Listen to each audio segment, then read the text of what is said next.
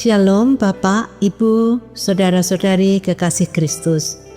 Selamat berjumpa kembali dalam Sapaan dan Renungan Pagi GKI Salatiga hari ini Rabu 15 Oktober 2025 bersama saya Liana Pujihastuti. Sebelum merenungkan firman-Nya, marilah kita terlebih dahulu menghampiri tahta kasih karunia Allah, memohon tuntunan Roh Kudus untuk dapat menaati kehendak-Nya. Bapa sumber cinta kasih, kami bersyukur kepadamu untuk penyertaan-Mu dalam hidup kami berkeluarga. Saat ini kami datang ke hadirat-Mu, memohon Roh Kudus menolong kami untuk dapat memelihara relasi keluarga kami sesuai dengan kehendak-Mu. Dalam nama Kristus, Tuhan dan Juru Selamat kami. Amin. Saudara, renungan hari ini bertajuk Saling Menyesuaikan. Firman Tuhan yang mendasari renungan hari ini diambil dari Kitab Kejadian pasal 2 ayat 24 yang berbunyi demikian. Sebab itu seorang laki-laki akan meninggalkan ayahnya dan ibunya dan bersatu dengan istrinya sehingga keduanya menjadi satu daging. Saudara, konon di India ada dongeng tentang penciptaan pria dan wanita. Ketika Tuhan menciptakan wanita, ditambahkannya lah bulatnya rembulan, kelenturan buah anggur yang bergelantungan, goyangan rerumputan, kerampingan alang-alang, mekarnya bunga, ringannya dedaunan, ketenangan cahaya matahari, air dari awan, ketidakmantapan angin, rasa takut seekor kelinci, kesombongan burung merak, kelembutan dada burung, kerasnya berlian, manisnya madu, kekejaman seekor harimau, kobaran api, dinginnya salju, cerewetnya burung-burung, nyanyian binatang malam, kebohongan rubah, dan kesetiaan seekor ibu singa. Lalu Tuhan memberikan wanita itu kepada pria.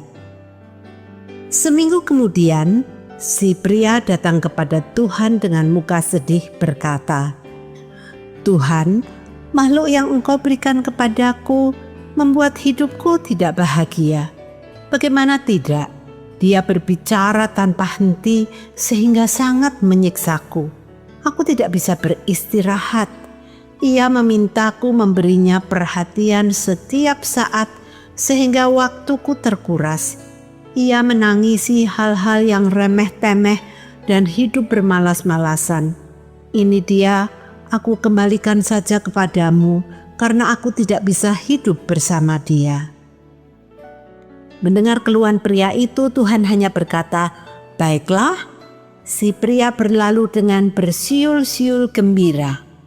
Tetapi seminggu kemudian, pria itu datang kembali kepada Tuhan dan dengan menahan malu berkata, "Tuhan, hidupku sangat sepi karena aku sudah mengembalikan dia kepadamu. Aku selalu memikirkannya, cara dia menari, cara dia memandangku dengan kerlingannya, cara dia bercakap-cakap dan menyandarkan diri kepadaku.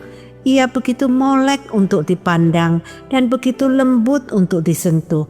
Aku merindukan derai tawanya. Aku mohon Tuhan, berikanlah dia kembali kepadaku." Kali ini pun Tuhan juga hanya berkata, "Baiklah."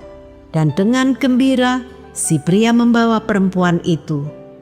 Namun, 3 hari kemudian, pria itu datang kembali kepada Tuhan dan berkata, "Tuhan, maafkan aku. Aku benar-benar tak bisa menjelaskannya.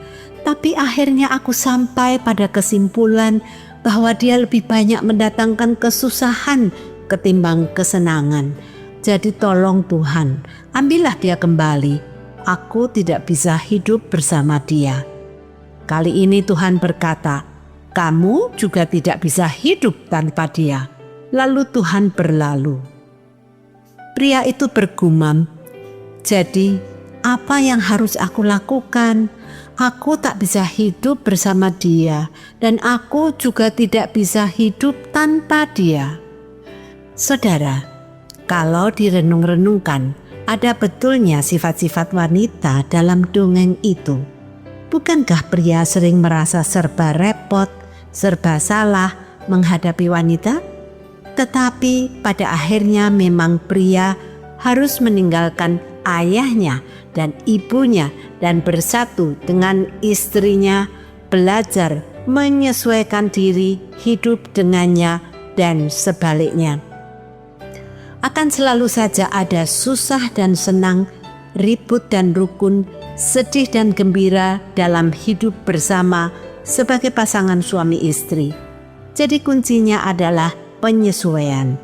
Selanjutnya, saya setuju dengan ungkapan ini. Marriage is not finding the right person, but becoming the right person. Bahwa sejatinya pernikahan bukan mencari orang yang tepat, melainkan menjadi orang yang tepat. Dan menjadi orang yang tepat bukan saja menciptakan harmoni dan kebahagiaan dalam relasi pernikahan, melainkan juga dalam semua relasi manusia. Mari kita berdoa. Tuhan Yesus, kami mengundang-Mu menjadi kepala keluarga kami. Bantulah kami untuk saling mengasihi, menghormati, dan menyesuaikan satu sama lain. Bantulah kami menjadi orang yang tepat. Dalam nama-Mu ya Kristus, kami berdoa. Amin. Semangat pagi saudara, meminjam istilah Pak Andar Ismail, selamat ribut rukun.